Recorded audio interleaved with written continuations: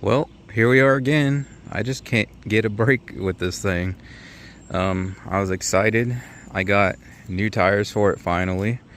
I've been waiting to put a video out on those because, I wanted to put a few miles on them and see what I actually thought of them. So that was supposed to be the next video, which I still need to do. But I finally got 4 new tires all the way around, so no more steering wheel doing this over 60 miles an hour or even at 60 miles an hour. But now I have a Misfire. Been driving around pretty much every day now that it's actually reliable enough to be my daily driver. And like I said, got the old 12-year-old dry rotted and bald tires off of there, and still needs suspension work, but that's coming soon. And yeah, no shit, literally less than a week after I got the brand new tires and thought everything was just grand and good to go, I took it about 40 minutes away out to the range I shoot at. Ran fine all the way out there just like it did the previous days, and I went to start it up and leave, and I noticed that it sounded weird. And then when I went to pull off, sure enough, I had a misfire. Oh, this was also right after having just figured out and solved a huge power loss problem. If you missed that video, around 4,500 RPM, I was getting this weird vibration and power loss, and I would just lose all power, so I basically couldn't even enjoy the car. Like, I just had to drive it around normal, couldn't go fast or really get on it, anything like that. This thing being the GTS, different intake plenum and tune and whatnot, it's got good torque because it's a 5-speed manual V6, but it's all top end power, so you're not really getting into the power in this thing until after you get past 4,000 RPM, and that's right about where that vibration and power loss would kick in, so I just couldn't have any fun with it. But I finally figured that out. Check out the previous video if you missed that. But yeah, I went and pulled away from the range, and what was weird was it was just like an instant misfire. Like I said, it ran fine all the way there. As soon as I started back up to leave, it was just instantly there. It wasn't anything that became progressive. It was just like I was instantly down one cylinder. And driving around, I can tell you that's pretty much what it was. The sound it was making, and the power loss, it was like I was down one cylinder, not two, but one. So I thought, well, that's great. I'm down one cylinder.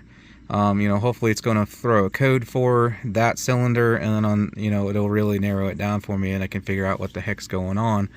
But then part of the way home, I noticed every once in a while, depending on what gear I was in, the load and whatnot, sometimes it would drop another cylinder to where I was only running on 4 cylinders, and then the car really didn't want to move. If I lifted off the throttle and then got back on it, it would go back to only being down one cylinder. But occasionally it was going back and forth between running on 5 and only 4 cylinders. Now, I thought that was kind of good because I was like, okay, well, at least I know it's not the fuel system then, because I was thinking initially, okay, well, pretty much all the ignition components on this thing are brand new. I got new plugs in it, new wires, new all kinds of stuff. If you guys haven't seen the previous videos, like, this thing has been gone through in pieces. So other than the distributor itself, which I'm also, wondering if maybe that's my issue currently, everything ignition wise is all new, including the cap and rotor. So I really didn't understand why I'm getting this misfire unless it's the distributor, which I was really hoping not, because those things are expensive for these cars. If you get, a good factory OEM replacement, you do not want to go cheap on distributors. I learned that in the past working on other cars. That's not one of the components you want to skip out on, or you're just going to have more problems very shortly. But I was also suspecting, feeling, I'm like, okay, did I have an injector go out or something? But then when it was going back and forth between as best as I could tell, was going back and forth between running on 4 and 5 cylinders only instead of all 6, to me that eliminated injectors, because I'm like, okay, I could see one injector just randomly going bad, but 2 wouldn't just suddenly go bad all at the same time. Doesn't really make sense. So to me, that eliminated the possibility of it being injector related. However, pulling the codes with my scanner, I got a P0300, which is random misfire, so it is not breaking it down to one cylinder for me. And then also, I'm also getting a code for the oxygen sensor picking up a lean condition. So that kind of contradicts it not being an injector, because if you get a lean condition, that means there's too much air and not enough fuel. So if an injector quit working, that would give you a lean condition. So that code seems to point to it is a fuel problem, but the fact that I was down 2 cylinders several times, told me it shouldn't have been a a fuel problem, but the code says otherwise. So, but yeah, that's where we're at. So same old story. Every time I get something on this thing fixed, something else goes wrong. Really freaking irritating. I might look out and it might be on the front. It's real bad news if it's on the back, because you cannot get to the back spark plugs without taking this whole intake manifold off here. I heard what kind of sounded like a light knocking sound coming from the front. So I think the cylinder that is consistently out is in the front. I assume that light noise I'm hearing is from the piston that's not being, you know, fired on. It's not combusting, whatever, either due to not getting spark or not getting fuel or whatever. So hopefully it's on the front. So whether it be ignition related or fuel related, I can obviously check that on the front head here. On the back, that means I'm gonna have to tear this whole freaking thing down again. So first step, I'm just gonna have it running. You know, it's just sits there at idle even and running on 5 cylinders.